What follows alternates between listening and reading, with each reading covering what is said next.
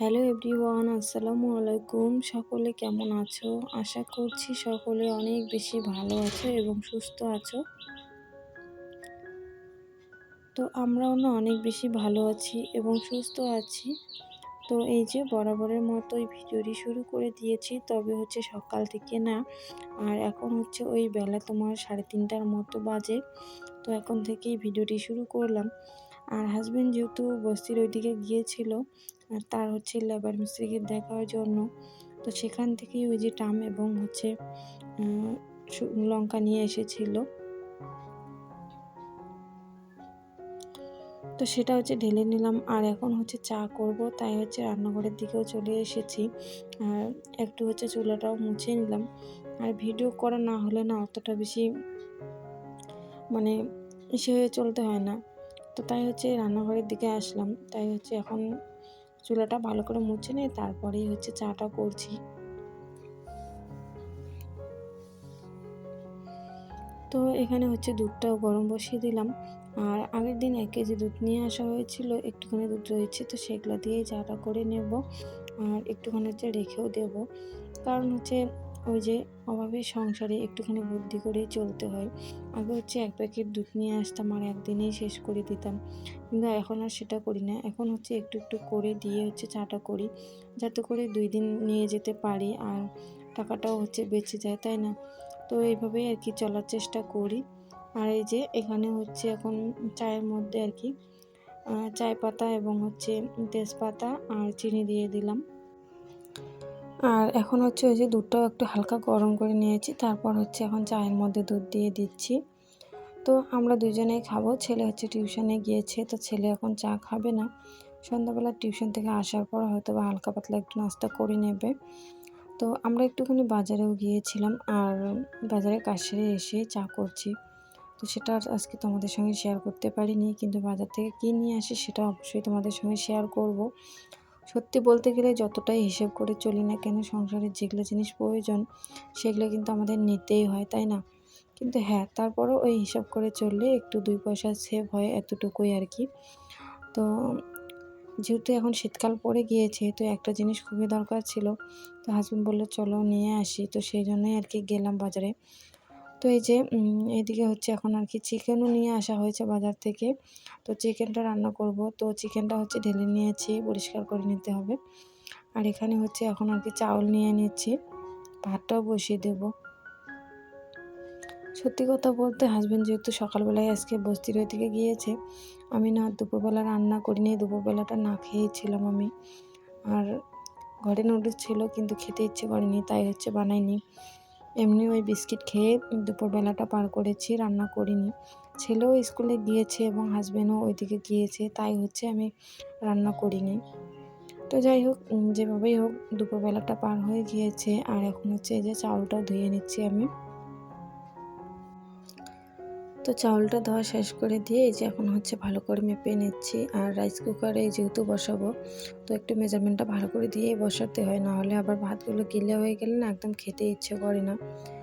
তো সেটাই আর কি। তো এই যে ভাতটাও বসিয়ে দিলাম আমি।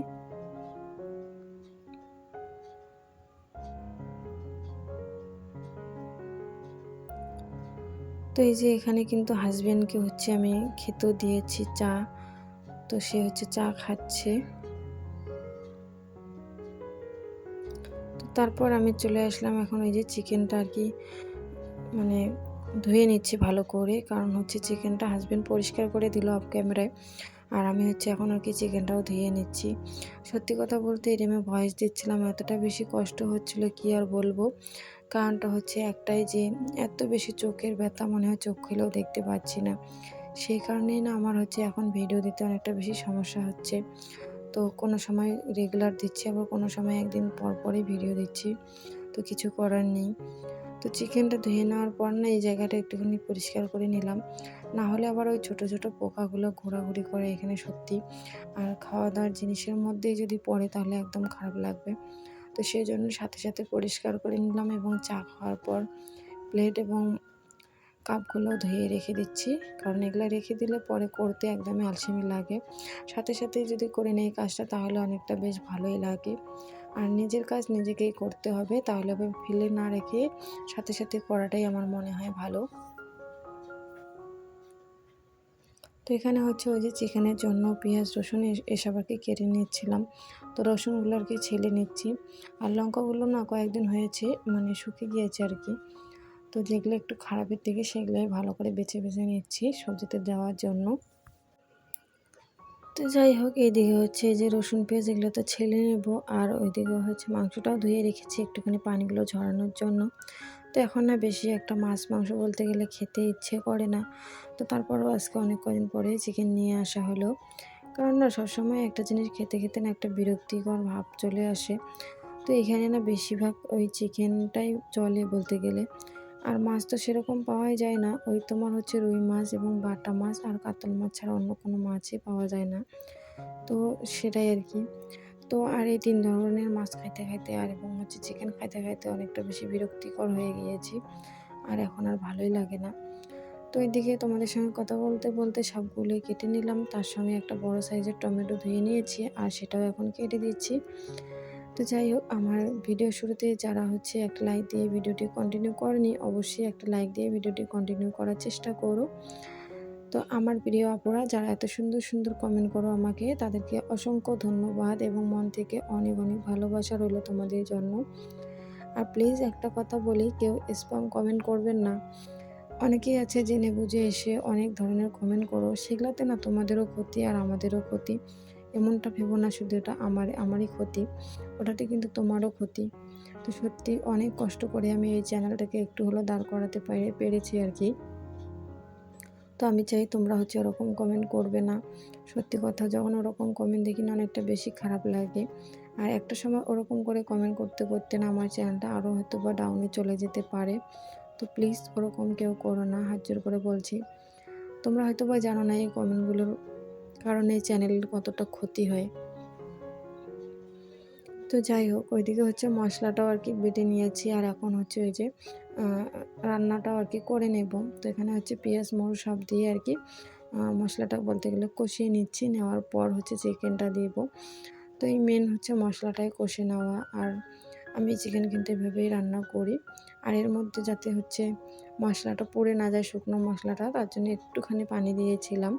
আর এই যে এখন হচ্ছে ভালো করে আবারও কষিয়ে নিচ্ছি আমি। তো যাই হোক, এখন হচ্ছে চিকেনটাও দিয়ে দিলাম। আর আমি হাজব্যান্ডকে বলেছি অল্প একটু চিকেন নিয়ে আসতে, বেশি আনতে হবে না, কারণ বেশি একটা খেতেও ভালো লাগে না। আর হচ্ছে ওই যে বললাম চিকেন খেতে খেতে একটা মানে মনে একটা অন্যরকম এসেছে, আর ইচ্ছে করে না খেতে। তো যাই হোক, এইদিকে দেখো অনেকগুলো বাসন বার হয়েছে দুপুরবেলা থেকে, এই বাসনগুলো মেজে মেজে এখানে রেখেছিলাম। তো এখন হচ্ছে আর কি পানি ঝরে গিয়েছে, তাই হচ্ছে এখন জায়গা মতো রেখে দিচ্ছি আমি।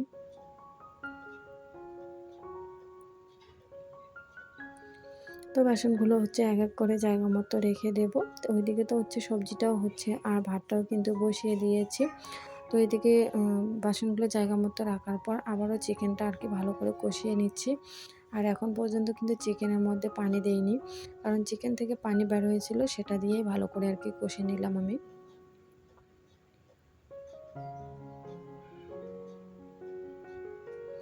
তো চিকেনটা কষে নেওয়ার পর এখন হচ্ছে এই যে পানি দিয়ে দিচ্ছি আমি পরিমাণ মতো। এই পানিতে একদম সিদ্ধ হয়ে যাবে, তারপর আবারও ভালো করে আর কি কষিয়ে নেব। আর এইদিকে চিকেনগুলো যেহেতু একটু পোড়া টাইপের মানে বড় বড় চিকেন কাটে, তো সেই জন্য না মানে একটু পানি দিয়ে ভালো করে সিদ্ধ করে নিতে হয়। তো যাই হোক, চিকেনটা কিন্তু আমার হয়েও গিয়েছে, আর এখন হচ্ছে উঠিয়ে নিচ্ছি। আর আজকে না রাত্রেবেলা খুব খিদে পেয়েছে, তাই খুব তাড়াতাড়ি আর কি খাওয়া দাওয়াটাও সেরে নেব। তো যাই হোক, এখানেই বিদায় নিচ্ছি। সবাই ভালো থাকবেন। আল্লাহ হাফেজ।